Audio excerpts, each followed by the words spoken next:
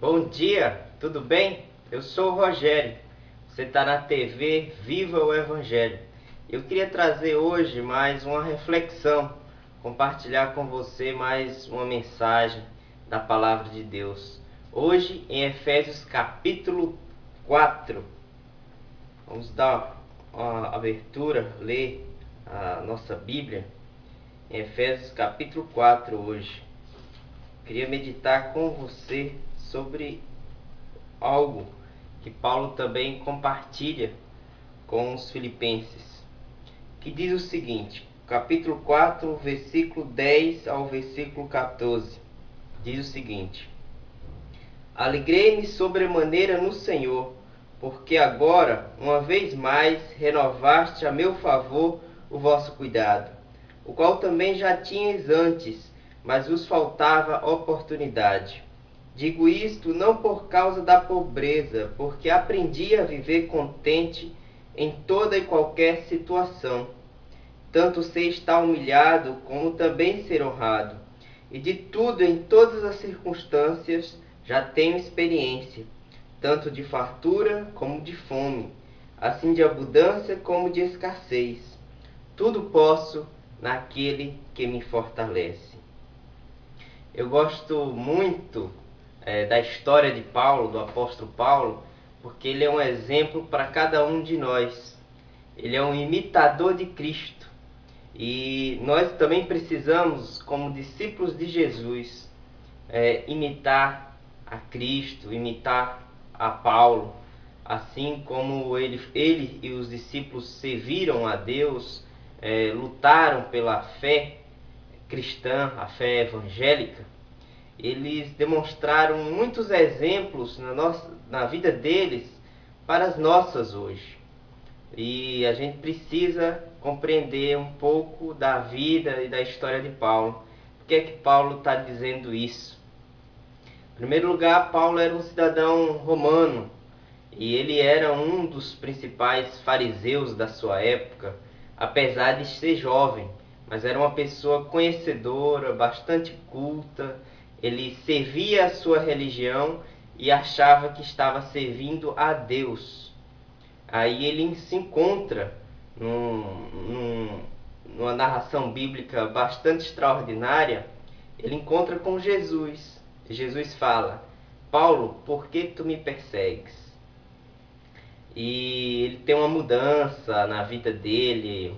E depois também a gente pode estar meditando um pouquinho nisso, que a história de Paulo está lá no livro de Atos. E Paulo era um perseguidor da igreja. E de repente ele muda de vida, se transforma e começa a servir a Jesus. Ele começa a verdadeiramente se encontrar com Deus. Às vezes acontece muito a gente servir uma determinada denominação, uma determinada igreja, instituição religiosa e achar que está servindo a Deus. Mas na verdade Deus não requer tantas ordenanças, tantas obrigações que essas instituições religiosas nos impõem. Deus está querendo coisas simples. Às vezes você dá uma simples esmola para alguém, você dá uma oferta para alguém que necessita. É isso que Jesus está querendo de nós, que nós amamos uns aos outros. Mas voltando para o texto, Paulo está falando aos filipenses que eles renovaram o cuidado com Paulo. Paulo, depois que ele se converte, ele se torna um missionário. Ele sai de cidade em cidade pregando o evangelho. E é uma coisa bastante extraordinária, como eu já falei, é que ele muda totalmente a sua vida. De perseguidor, ele ia de cidade em cidade perseguindo, perseguindo os discípulos de Jesus. Ele vai agora, como missionário, pregar o amor de Jesus. E ele tinha ele tinha bens materiais. Ele era uma pessoa bem quista na sociedade, bem vista na cidade de Jerusalém. E no entanto ele decide deixar tudo isso para trás. Toda a sua religião, todos os seus bens, todos os seus títulos e decide simplesmente ir de cidade em cidade levar a mensagem do Evangelho. E isso existia algumas despesas também, materiais, financeiras, mas Paulo ele fazia tendas, então ele não precisava ser sustentado por ninguém. Ele mesmo se autossustentava, que é muito diferente de hoje em dia.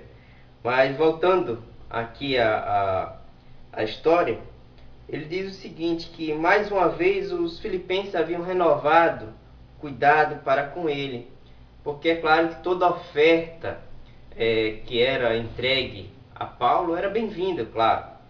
Aí ele diz, olha, digo isso não por causa da pobreza, porque eu aprendi a viver contente em toda e qualquer situação.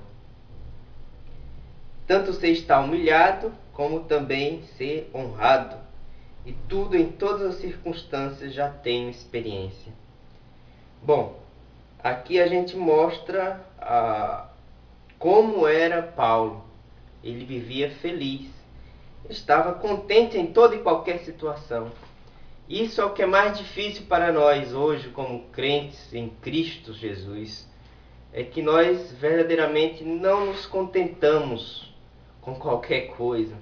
Nós sempre estamos querendo mais, sempre estamos buscando melhorias, muitas vezes financeiras, esquecendo das coisas que são mais essenciais, que é o espírito. Nós precisamos cuidar da nossa alma, do nosso espírito, nos edificar no Senhor.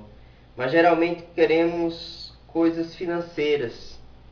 E é por isso que cai por terra toda aquela teologia da prosperidade, que diz que você é um crente e por ser filho de Deus, você deve ter as melhores coisas. Você deve possuir o melhor da terra. Isso é uma visão do Velho Testamento. No Velho Testamento você vê muito isso. Prosperidade era confundido com bens materiais. Era confundido com coisas que você possuía. Geralmente ovelhas, geralmente terras, geralmente a quantidade de pessoas que você tinha na sua família, os seus descendentes. Isso era prosperidade. Mas o que Paulo fala aqui em Filipenses é algo totalmente contraditório ao que nós vemos hoje em dia. Prosperidade tem muito pouco a ver com bens materiais. Tem muito pouco a ver com carro, com casa, com um bom emprego. E Paulo disse que ele estava contente em qualquer circunstância, em qualquer situação. Ele continua dizendo, olha, eu já tenho experiência, eu tenho experiência tanto na fartura como na fome. E hoje, para nós, que dizemos que somos filhos de Deus, a gente dizer que passar fome, um crente passar fome, é um absurdo. E principalmente para algumas igrejas que falam tanto dessa falsa teologia da prosperidade, que diz que o crente não pode ser um miserável, não pode passar fome, não pode passar necessidade. E muitas vezes dizem que um crente que está passando alguma dificuldade financeira na sua vida é fruto do pecado. Então, minha gente, se pecado for, Paulo também era pecador e estava condenado ao inferno. Por outro lado, a prosperidade do Paulo, assim como de nós, não se resume, nunca vai se resumir ao que nós temos aqui na terra, ao que nós possuímos nessa vida. Porque por mais que nós possamos possuir carro, casas, mansões, carros de luxo, possamos possuir um emprego, galgar algum título, para isso de nada é em relação àquilo de que nós vamos ter quando chegarmos lá no céu. Deus tem nos prometido, a promessa de Deus não se resume às coisas materiais. Aliás, não tem nada a ver com coisas materiais, pouco a ver com isso. Jesus está prometendo para nós hoje, a promessa de Jesus é uma vida eterna. Ele diz que foi preparar um lugar para que onde Ele esteja, nós possamos estar. Essa é a promessa de Deus. Agora tem muita gente inventando promessa de Deus sem ser promessa de Deus. Promessa de Deus, eu creio e confio. Temos uma nova morada, uma nova Jerusalém. E esse lugar é o céu. Isso faz toda a diferença na vida de um crente. É por isso que o crente é uma pessoa próspera. E eu quero afirmar e dizer para quem acha que não acredito, eu acredito em prosperidade. O crente é a pessoa que pode ser próspero porque ele sabe, ele tem a convicção de que a sua vida não se resume às coisas que ele tem aqui na terra, que é o contraditório à teologia da prosperidade, daquilo que as maioria das igrejas renovadas, neopentecostais, estão falando por aí. Senão, o Lázaro, o mendigo, não teria ido para o céu. Ele teria ido para o inferno. E o que era o rico teria ido para o céu e não para o inferno. O que existe hoje é uma inversão de valores, onde aquilo que nós falamos é totalmente contrário. Aliás, aquilo que muitas denominações falam é o contrário daquilo que Jesus tem para nós. E o que eu quero falar aqui para você e dizer para você é que o que Jesus tem para nós é muito melhor. É muito mais bênçãos do que nós possamos medir aqui na terra. E aí o que é que continua Paulo falando? Olha, eu tanto de fartura como de fome, de abundância como de escassez, tudo posso naquele que me fortalece. Aí tem muita gente que diz, olha, o crente é a pessoa mais vitoriosa do mundo. E eu creio também nisso. Só que muitas vezes mentem demais para o cristão. Eles falam que o crente é um cristão vitorioso e não vai passar por derrotas na vida. E aí muitos cristãos se frustram. Por quê? Ele vai para a igreja no domingo à noite e o pastor diz, olha, você vai ter uma semana de bênção. Aí por algum motivo ocorre alguma coisa ruim naquela semana na vida dele, sei lá, acontece, ele perde o emprego, o carro que ele comprou novo, ele acaba batendo. E ele vai lá perguntar para o pastor, pastor, o senhor disse, o senhor levantou uma palavra profética falando que essa semana seria uma semana de bênção. E por que as bênçãos não vieram? Aí o pastor vai dizer, foi porque você teve pouca fé. Se posicione, coloque na brecha. Eu conheço isso, já ouvi por mais de 20 anos falar sobre isso. Olha, meu irmão, quero dizer para você que essa história de que o crente tem que vencer sempre, isso é coisa do diabo. A verdade é que nós, como cristãos, vamos passar dificuldades, tanto financeiras, como emocionais, como espirituais. O que Jesus nos pede é que nós tenhamos bom ânimo, porque no mundo passareis por muitas aflições, mas tende bom ânimo, eu venci o mundo. E Paulo diz também, tudo posso naquele que me fortalece. Só que muitas vezes a gente leva isso para o lado errado. A gente analisa essa frase, tudo posso naquele que me fortalece, como se fosse algo que nos desse superpoderes. Que Paulo está falando, no próprio contexto do versículo, é que ele tudo pode. Ele pode passar fome, mas ele está contente. Ele pode passar sede, mas ele está contente. Ele pode passar fome, dificuldades financeiras, doenças, e, no entanto, permanecer feliz. É essa prosperidade que Cristo está nos trazendo. É a felicidade de que tudo que nós possuímos aqui nessa vida não é nada diante do que Ele prometeu para nós. Isso eu não tenho dúvida de que Cristo nos prometeu. E isso Cristo vai fazer por nossas vidas. Eu espero que você tenha entendido e compreenda que a nossa força não provém de nós mesmos, nem dos nossos bens materiais, mas provém de Cristo Jesus.